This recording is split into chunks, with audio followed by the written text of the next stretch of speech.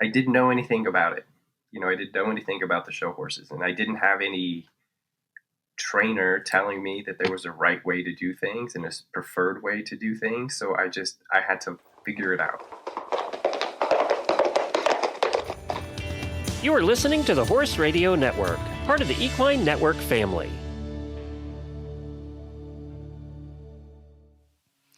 Welcome to The Ride, a bi-weekly podcast brought to you by Horse&Rider Magazine, co-hosted by Nichole and Devin Conley.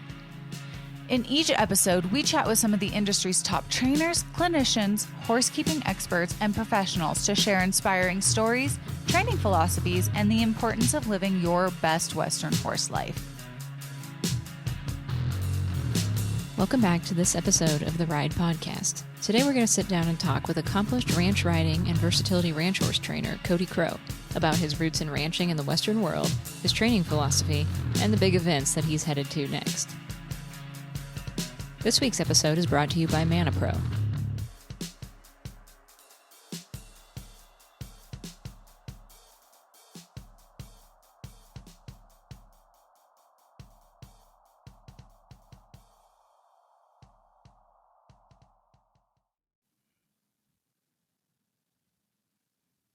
All right, welcome back to this episode of the Ride Podcast. I'm Devin. I'm here with Nichole, and we are joined today with Cody Crow.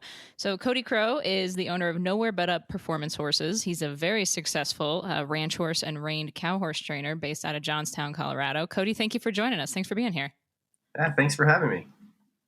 So before we dive into more about you and where you're going and what you're doing and all the things, my first question, I got to know, where did the name come from? Nowhere But Up Performance Horses. Can you tell me about that? Sure. I guess I had my very first show horse prospect, right out of high school. And it was a little stud, and we called him Amigo's Medicine. And I went to my very first horse show, and I was so proud of this horse. And we were in the Western Pleasure class, and I came around the top of the pen. Somebody did something on the outside of the pen, and this colt just bogged his head and bucked all the way around the top of the pen. And I was mortified. And so when I came out, I was so discouraged. And one of my good friends and the gal I was showing with, she was like, well, there's nowhere but up from here. And it just kind of stuck. And so there was a picture that they took actually at the horse show of this colt bucking around the top of the pen. And I have that still in my kitchen today, kind of as a reminder of where it all started from. And before you kind of got into the show world, you grew up on a working ranch, correct? So you've been around the horses your entire life. Can you talk a little bit about that and then your transition to more of the performance horse side of things? Sure, yeah. So I was raised on my family's cattle ranch in southeastern Colorado, where we raised Angus cross, and more of a rodeo family. So I grew up just on horses. We just always had them.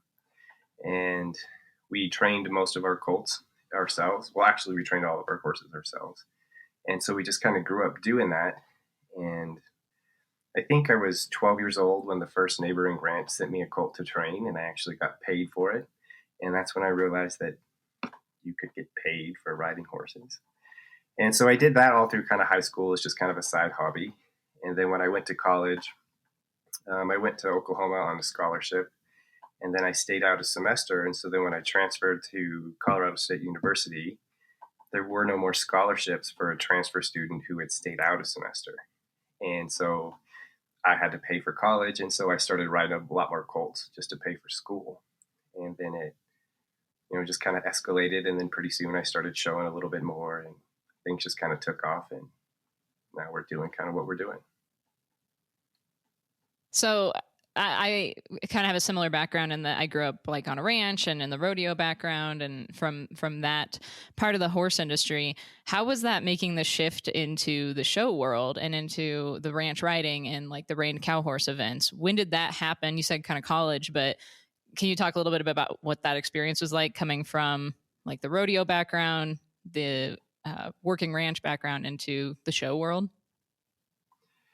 It just kind of, I just kind of have gone through life, I think, like Mr. Magoo, completely unaware of everything. And so I guess I was just pretty ignorant. I didn't know that there were show trainers, and I didn't know all of that stuff. And on the ranch, we didn't know what leads were or any of those types of things, but I loved riding and I rode every day and I had a string of horses. And so I didn't know what a lead was, but I knew that if I pushed their body a certain way that I could make them lope different and I could make their legs move differently, but I didn't know that it was a lead. And then somewhere along the way, somebody said, "Well, that's a lead." And they kind of told me that I was doing lead changes out through the pasture, loping around all the sagebrush and stuff. And I was always kind of playing around doing that stuff, but I didn't really know what it was. And so when I got that stud amigo, I just thought he was pretty cool. And, we were roping on him. And a friend of mine said, "Well, there's this ranch horse at Wyoming State Fair, this kind of ranch horse show." And I had no idea what it was about. And so we loaded him up and we went in the trailer and I showed at my first ranch horse show. And I didn't know what any of the classes were or what a pattern was really. And anyway, it was really fun and we got through it and we ended up winning that show. And I thought, well, this is pretty fun. So then I saw that there was another one at in Albuquerque at the New Mexico State Fair. And so we went the following month to Albuquerque. There was this class called the cutting. And I had no idea what it was or how to do it. And I talked to a lady who's become a very good friend of mine since then, Betty Lou Valdez. And I was like, "Well, why are those two people standing out there in front of the herd? And what are they supposed to do?" And I was just really ignorant to the whole deal. And so I just inadvertently jumped into the middle of something that I didn't know anything about it. But I had a lot of people, that helped me and kind of told me what was going on. And so that just kind of escalated. And then I started showing that stud a lot in all of the versatilities. And back then we didn't have a versatility world show. You just ran for the year end honor roll. And so, I was young and it was just me in college and not a lot of training horses. And so we traveled all over the country and we'd show in about 20 to 30 states a year. And we did that for several years. And over the course of that, I got a lot more exposure and I learned a lot of stuff. And so we did a lot of the ranch riding and trail within the versatility. And then years later, when the ranch riding started, that was kind of already something we were doing from within the versatility. And so it was just a pretty easy transition to make. So with the ranch versatility, you have also been kind of a big reason why Colorado has such a good ranch versatility association. I know that you were kind of one of the people that kind of helped get it started and get going with it. And now we see more versatility ranch horse associations popping up. Like you said, they didn't have a world show at the time. There's a world show popping up. Can you kind of talk about the evolution of that and what inspired you and the others in Colorado to kind of create this association and get more people involved?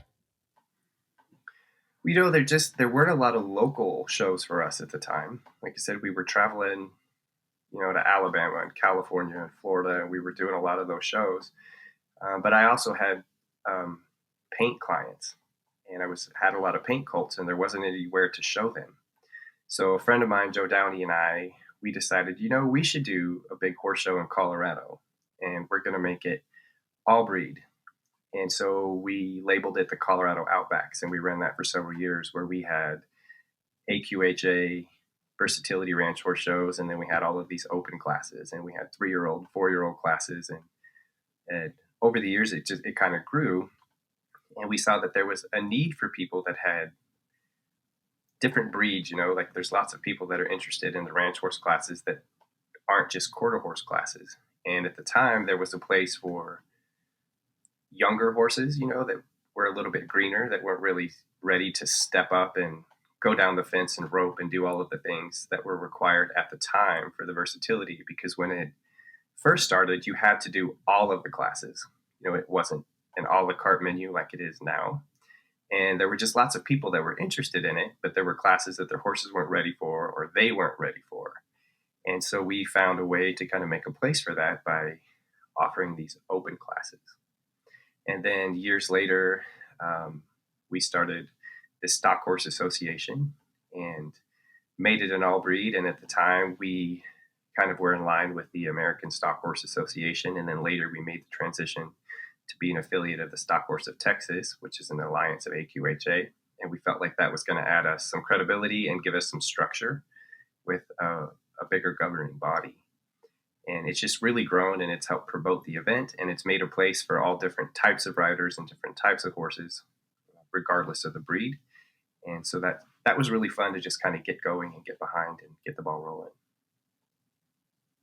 And that's so cool how it's grown so quickly and so widespread. And you've been such a key factor in that growth, especially like you were saying, because you're self-taught in so many ways. I love when you were saying like you didn't even know what a lead was. You just knew you could navigate that horse's body by asking for different things. I feel like it's like being self-taught in music, like you play by ear or whatever. So that's Sure. such a cool beginning to where you're at now and what you've helped build.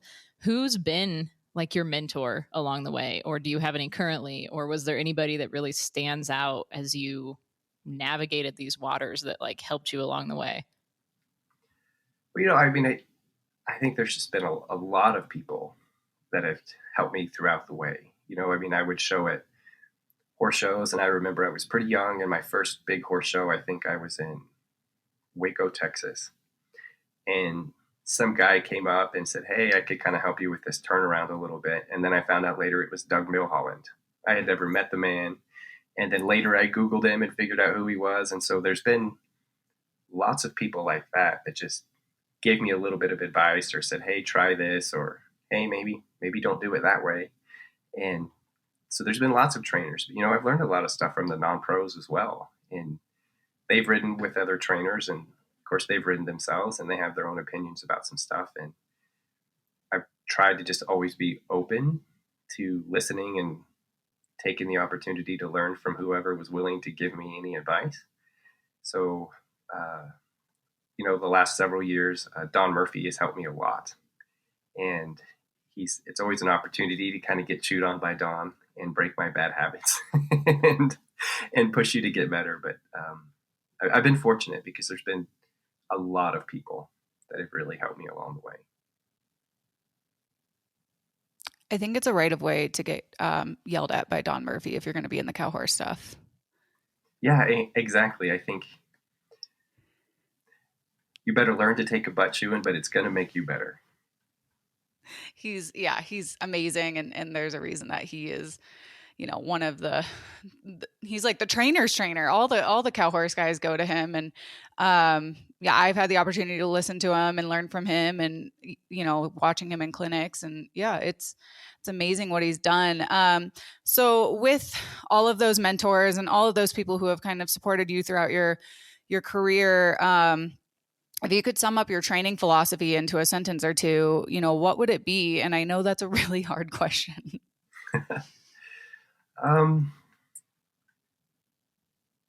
I think the biggest thing about my philosophy is that you need a versatile training program.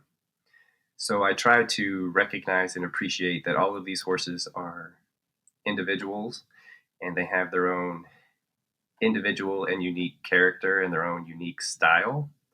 And so I try to be open and modify my training program to meet the needs of that individual, to do what we can do to accentuate their strengths and improve some of their deficits. So mostly just staying open and staying versatile and not being afraid to think outside of the box and change what you need to for each individual horse.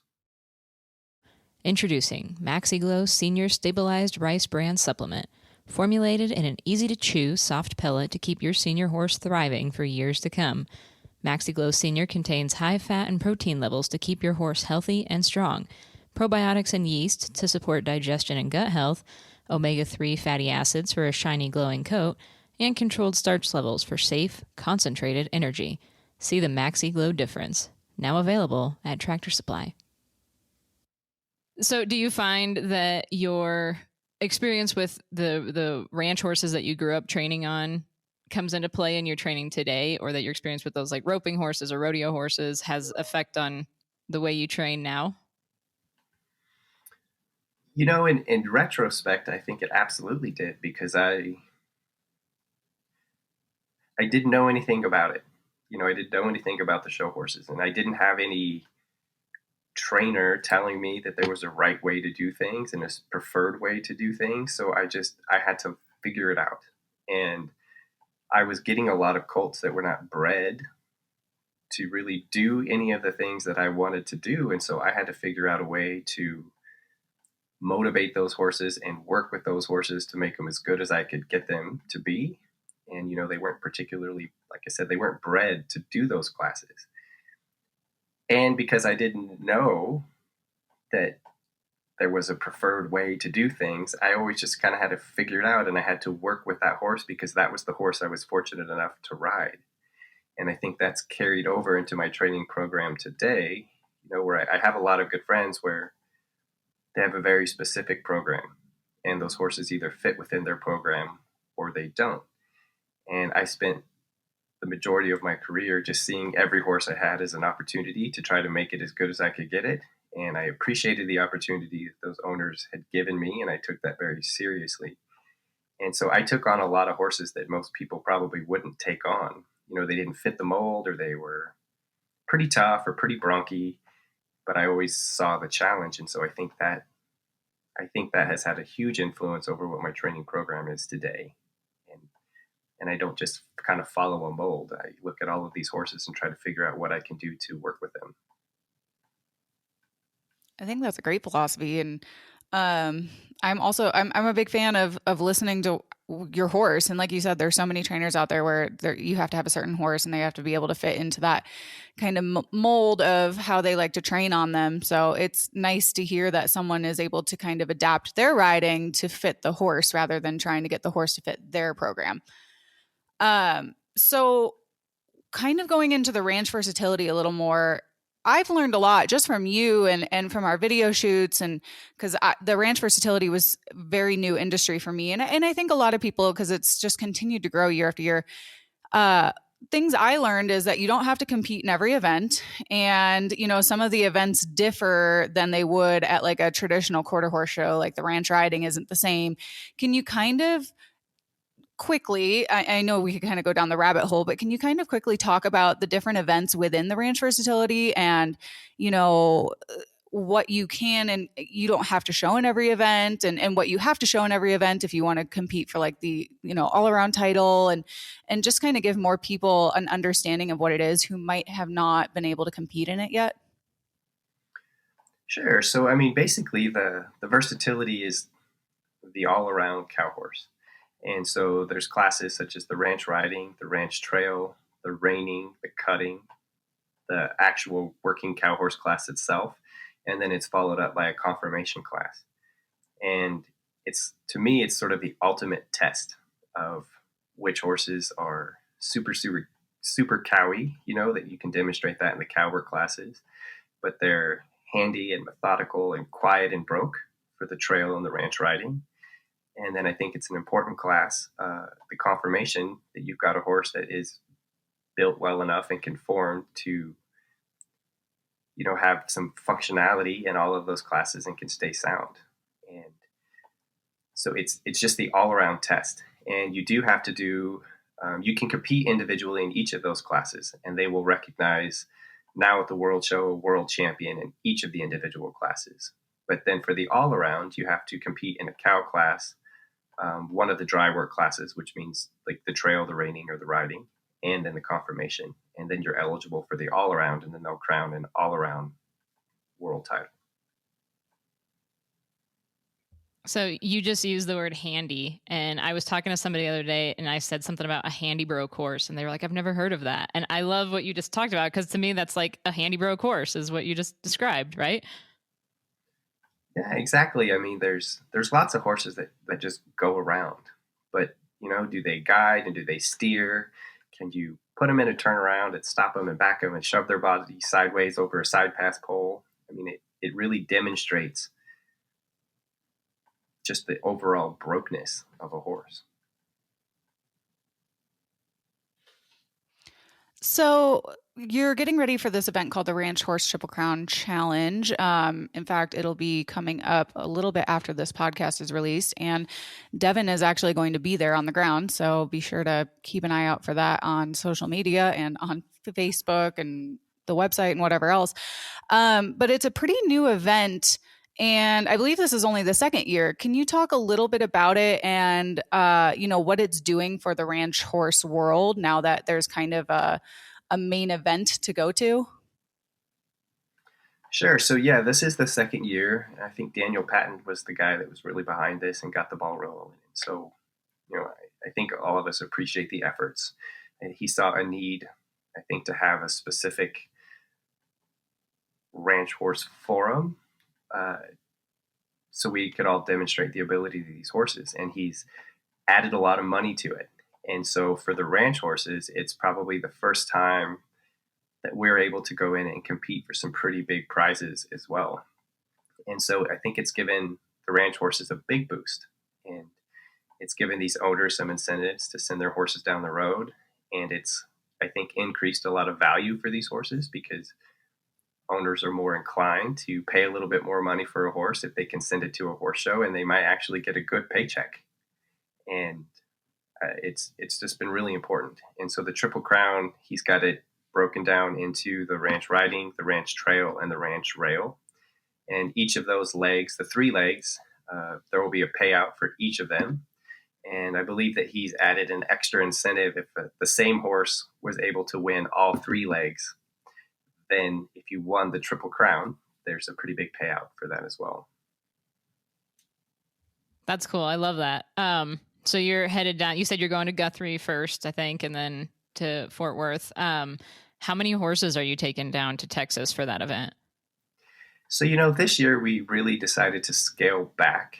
A lot of these world shows are just back to back to back. We go straight from Guthrie for the Versatility World to the Paint World, the Triple Crown, and then the Youth World shows right after that. And then it's followed up by the NSBA World Show. And so this year, instead of hauling a lot of the same horses to all of these different events, because it's a pretty strenuous deal, and those shows are quite a long ways from us. And so just hauling these horses in the heat throughout the summer, we felt took a toll on those horses, and we didn't feel that it was in their best interest to do that. So we really scaled back. So I think we're taking like 10 horses to Guthrie, and I think only 14 or 15 to Fort Worth. Only. Yeah. A lot of these shows, we've been taking between like 30 to 45 horses to a show. So to kind of That's just insane. go and show 10 or 14 seems like a vacation. I don't know how you probably don't get a lot of sleep when you bring almost 40 head to a horse show. No, there's not a lot of sleep, but I'm pretty fortunate that I have really good help. I've got a great team, and everybody jumps in and they know their job, and it runs pretty smoothly.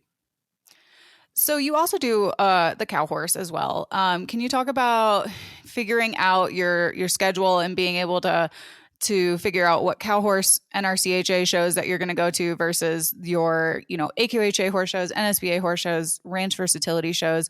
How do you kind of come together to figure out what horse shows you're going to be going to? It's always kind of a struggle at the beginning of the year because we do have a pretty diversified training program, and there are all of these shows. And like I said, they're all scrunched up together in the summer. And so what we do is at the beginning of the year, we sit down and we try to just pick some of the premier events. So we'll go to some of the smaller local breed shows to get these horses prepared and schooled up and or qualified for the world shows. And then after that, we just set our sights on, these are going to be our two big shows for our ranch riders, ranch trail horses. And these are going to be our 2 or 3 big shows for our cow horses. And then we lay them down on the calendar to make sure that they're going to fit, because there's a lot of the shows that I would absolutely love to go to, but just logistically, they're not going to work. And so the calendar itself kind of eliminates a lot of those shows for us. Yeah, I'm sure that's stressful, especially when you're hauling up to like 40 horses to some of these shows, just trying to figure out, can we even make it there on time? Exactly. When you're hauling that many horses, and this is just like, I'm just curious, what are some like must-haves you got to have in your trailer when you're hauling all these horses to shows, other than horses and tack and hay, of course? Do you haul with do you not leave home with certain things in your trailer? Well, we're from Colorado, and we're from northern Colorado, so we have no humidity, and we're not really used to the heat. So No, when we're not. we go down south, the biggest thing is we make sure we have fans, and a lot of fans. And because we're not used to the humidity, we have learned that you better travel south with a bunch of Gold Bond because you are going to sweat your butt off. So those are the big things that we have learned now. If you're going to Texas, like those are the essentials. Must-haves. Electrolytes and fans are definitely on my trailer list. Right. So for those who are looking, ranch riding continues to become bigger and bigger every year. I mean, I think it's the largest class at the AQHA World Show, and I don't know the numbers on the APHA World Show, but I would imagine it's fairly similar over there. For someone who is new to ranch riding or looking to get into that ranch versatility stuff, do you have any advice for them? And like whether it's what kind of horse you need, like what kind of prospect, where would they find, a trainer to work with or local events to compete in? What would be your advice for someone that's wanting to step into that world? I think from my background where, I just sort of jumped in and figured it out. I think there's a lot of utility in that. If you think you're interested, I think you need to find some place and you need to just go. And you need to just chalk it up to experience and you need to just look around and watch it and experience it. And then I think it's a good place to figure out what you need to know then. And then I think you can kind of look around and figure out what trainers are in your area. But there's tons of horse shows, I mean, you can go to your local affiliate and get on their website or even call some of those people and figure out which shows there are. But there's lots of open shows too. And now I think even up here in Colorado, there's lots of smaller club shows, but they all are offering ranch riding. And so those are really good places to jump in and figure it out for like $8 a class and just kind of get your feet wet. Yeah, it does seem like they're everywhere now. Yeah, they are. I mean, it's popular, and I think in all breeds, which is really exciting.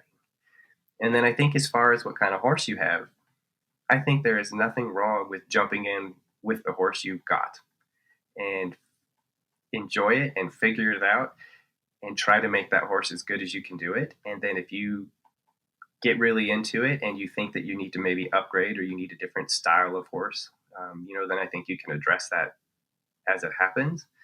But I think it's just important, and it's such a fun, welcoming group of people that bring the horse you've got and experience it, and then kind of see where the road takes you from there. Absolutely. I've heard you say that in some of like our on-demand videos. Just show the horse you have fun, do the best you can with what you got, and go from there. So again, we're going to be covering the Ranch Horse Triple Crown Challenge, and Cody will be there for everybody that's going to be keeping up with that and watching. And he's just too nice to say no when I go bug him for interviews. So you're going to be hearing from Cody because I'm going to be harassing him when he's not showing. Other than that, Cody, where can people like find more info on you or follow along with your journey? Like what social media do you have? Where can folks keep up with you? So we've got an Instagram, Nowhere But Up Performance Horses, and we're on Facebook as well.